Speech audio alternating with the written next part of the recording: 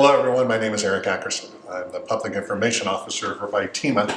Joining me today is the esteemed Roy Watlington, retired after 40 years in education as a physics professor and researcher at the University of the Virgin Islands. His expertise in ocean sciences, and more specifically tsunamis, has proven to be a tremendous asset to the territory over the years.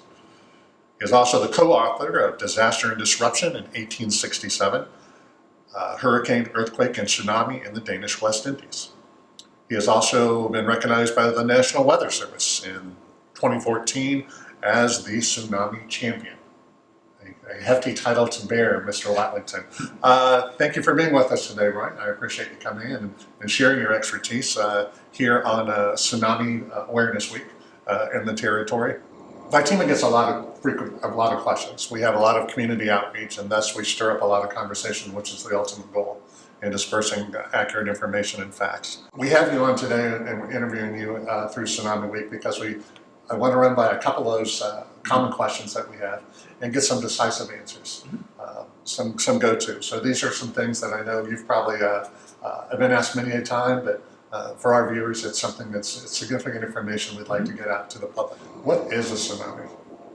Well, thank you, Eric, for having me here. I'm pleased to be able to share whatever information I have with you. I want to compliment VITEMA. It has been persistent and constant in trying to inform the public.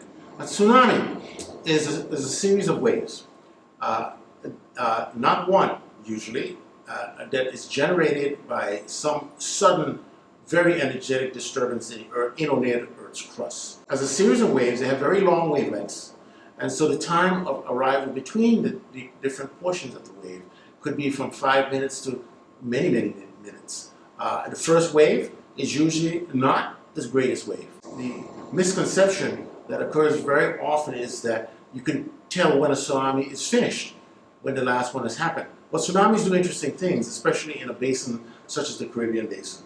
The tsunami could strike a shore, bounce off of that shore, cross the basin, bounce off of the opposite shore, and come back many minutes or hours later. So the tsunami disturbance can continue for the better part of a day.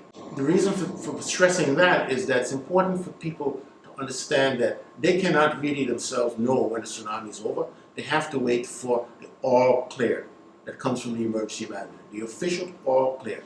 Are there various types of tsunamis, or is it's one basic, or does it have multiple forms that we need to be aware of? Yes, you can categorize tsunamis maybe in two ways. One is by how far away the disturbance was, and the second is by the manner in which it becomes apparent. Tsunamis can look as a cresting wave, which is the Hollywood version of it, and that is seldom the case actually. Another exaggeration that exists in some people's mind is that the water always goes out first. There's stories about water going out and fish flipping around on the bottom. Sure, that's what we've all come to understand. A lot of us anyway. Right, and it has happened. Like that. The water goes out, and people are curious, and they go to see what's happening. And of course, that is an extremely dangerous thing to do. A local tsunami is one where it would take the tsunami minutes to an hour to reach the shoreline. Regional tsunami, such as might say occur across the Caribbean, between the Virgin Islands and say South America, that would take an hour to 3 hours to arrive. And then a distant tsunami is one that would take 3 or more hours. Hurricanes, we have the various categories. Tornadoes, we have the Fujita scale. Are tsunamis categorized? No. No, you speak about them in terms of their run-up, how high they go above the normal sea level, and that's not predictable. Tsunami models can exist, and they do a fairly good job of predicting run-up. Of course, many of these models have not been tested because communities that have a model dictating what might happen in their community haven't been hit by a tsunami yet. The height of the cresting wave and factors such as that may or may not be the most important factor. The topography of the shoreline is very, very important. Whether you have hills, how the underwater, the bathymetry looks is another factor. So you'll have a case where a tsunami might enter a very, very long shoreline, and in some places penetrate very deeply inland, and in other cases not at all. What are the various scientific organizations that provide us information and back up the warning system? There are a number that work at it and contribute and work in a coordinated way to give us a message. But the one agency that's most responsible for the Virgin Islands is the Pacific Tsunami Warning Center. That's in Hawaii, and their computers work so fast that they get all the input information they need in seconds, and they can get those messages out in seconds. We have a friendly relationship with Puerto Rico Seismic Network, which does backup on that, and will give a lot of more information on the local conditions. One of your major accomplishments is that in the book describing exactly some of those exact incidents that occurred in 1867. Mm-hmm. Can you expand a little bit about your book and what happened? What is our history of 1867 and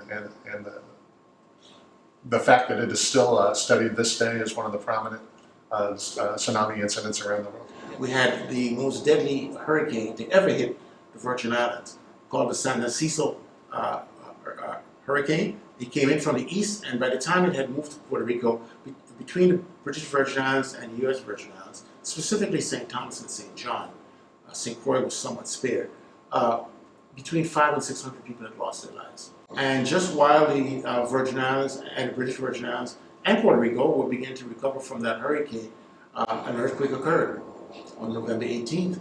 And what happened then was this earthquake was in the Virgin Islands Basin, midway between St. Thomas and St. Croix. It was equidistant to Vieques, equidistant to St. John, right in the middle. Occurred there and created a tsunami that emanated and went out all directions. It hit the Frederiksted shoreline in about 6 minutes. It hit Christiansted and Charlotte Amalie in about 10 minutes. Cruz Bay and Coral Bay a little slightly later. At 3 o'clock in the afternoon in 1867, most of the population of these islands, they're working on plantations. Mm-hmm. They were not on the shoreline. They were inland, away from the shore.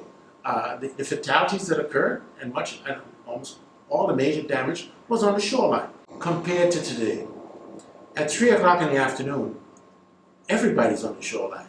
Mm-hmm. The people who live safely up on the hills, have come down to work on the shoreline. They're in town. If we have tourists, they're enjoying themselves mostly in shoreline activities. Our shopping area, our courts, everything is on the shore, in the shoreline. So are many of our emergency services. And that is why we stress the natural warning signs and the spontaneous responses that citizens must know to follow. I have a question about that, because I believe self-awareness is one of the keys. Yes. But I know in your book, and I know in other references, having discussed this with you, depending upon topography of the islands or the shorelines, that tsunamis tend to come with a greater strength factor or travel at certain speeds. That's right. What's the main cause of? That's right. What's the cause of that? What's happening there? That we would know? Tsunamis move faster in deeper water than in shallow water. And in the Virgin Islands, particularly St. Thomas and St. John, we have promontories, hills that go right down to the sea, essentially. Mm-hmm. And so the escape route is very, very short for us compared to most of the rest of the world. We can run to safety in a fairly short time in the Virgin Islands. Even St. Croix, which has a flat land, has a lot of hills right on the coast. So escape to a nearby hill is possible. The depth of the ocean dictates the speed, and the shape of the shoreline not only determines exactly how the wave will enter, if it'll crest or if it'll just rise, if it'll penetrate deep land or not, but those are very important factors. We're fully aware of sirens and modern alert systems. Mm-hmm. But what can we, as residents, and then pass that on to tourists and visitors, what can we, from a point of self-awareness, what signs should we look for, what plans should we have in our head when we're going to the beach on a casual day? In general, as a citizen is near the shore, no matter when, what time of the day, as long as you're near the shore, you should always pay attention to your environment. And the natural warning signs that I started to mention are the main keys for knowing that a tsunami has been generated and may be entering your shoreline. The feeling of the earthquake, a very significant earthquake, you couldn't hold your footing. It lasts a minute or longer. That's number one. Number two, of course, is the behavior of the sea, as you mentioned before. And then the third would be the roaring of the sea. As some hotels have already started doing, in the case of hotels, they should have publications a little card, a flyer, or something in the room to speak about tsunamis. One, reinforcing that tsunamis are extremely rare events, and any place that has a shoreline has the susceptibility to a tsunami. What should be their immediate action? How high, how far away from the ocean do they need to go? What elevation do they need to reach? Very good. Well, the first thing they should do is run, or if they can run, or walk very fast. And they should walk or run to the nearest high elevation, not necessarily to the farthest point. If there is no hill, the highest elevation could be a building. And you don't have to look around and pick the highest building. Get to the nearest building as quickly as possible. In the absence of a building or a hill, what do? Anything. You climb a tree. You move up a light pole. I mean, these may sound ridiculous, but your life is at stake. Exactly right. And swimming is not an option. The energy and the debris brought by a tsunami is so great that you won't be able to swim. You can't escape it like a riptide. Yep. No. As you illustrated, on both islands, on all 4 islands, we have waterfront. We're constantly waterfront. We're in traffic jam going down across waterfront St. Thomas. We should be cognizant of what's going on. And would it be your recommendation, again, you're already in a car, to try to speed and escape it, park your car and run? It's really good you raise that, Eric, because that's a very likely scenario. Okay. People are in their cars. And if you're in a car on the waterfront and you from your car see the sea acting badly, you have to get out of that car. Just run. I mean, the nearest building may not be that far. A hill might be better than a building, but a building is better than being in your car down near sea level. You want to think of running to your parking lot to get your car so that you could drive away more quickly. Well, the whole time you're in a parking lot, you're still near sea level, and therefore you're still at risk. And then, of course, you may not even be able to move your car. And if you were to move your car now, you have a good chance of running down pedestrians and hurting people. If you hear on the radio and that you have an hour or so, yes, you can drive. And immediately, but don't drive your usual route along the waterfront to get to the nearest hill. Turn inland immediately and get to the nearest hill. And get to your home by a higher elevation route. How important is it for families to have a plan ahead of time, just for a tsunami situation? Well, the standard VITEMA and emergency manager advice is really very, very valid. The same preparations for hurricane, earthquake, or any other disaster, exists in the case of the tsunami as well. But the other factor is, with the understanding of the tsunami, is to understand that you really do not go looking for your loved one. Because every school by this time has a plan, and most government offices have a plan. We want all the hotels to have plans as well, so that when a tsunami is coming, they enact that plan. And enacting that plan might mean moving away from that location.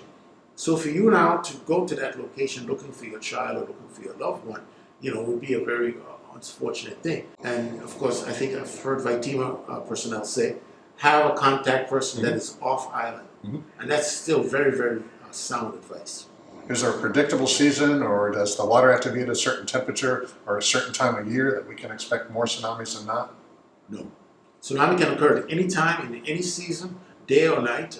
It has no preference for time or some locations. Now, if you want to speak about location, some locations have conditions such that a tsunami might affect them less than other locations. And we actually among the medium to lucky areas because we have hills. Could you speak to us a little bit about what you experience as an educator? Yes. The misinformation that's prevalent, and where they should go for facts and sources. Oh, this is really very significant. The abundance of internet communication, and then the activity, the great reliance of the population on social media have created new challenges. These are challenges that people like myself and yourself, we have to now figure how we can turn some of that into benefits, or how we can use it rather than be victims of it. But there's the greater problem of people posting opinions. There are people who have web pages that are very attractive and look very professional, but are not really very well informed. We have to learn how now to work with the social media, how to give them so much information that misinterpretation is less likely, and also to choose the best works, and also not to overteach. Sometimes we use the opportunity of an emergency to start giving too much background information, which then is more food for misinterpretation. Roy Watlington, thank you very much for joining us today and informing us bringing us up to date on tsunami. You've taught me something. That's why I was an attentive listener. You've taught us all a little bit of something. For tsunami information, USVI tsunami information, you may visit tsunamizone.org /USVI for more information on tsunamis. Always remember, be prepared, stay informed, and be vigilant.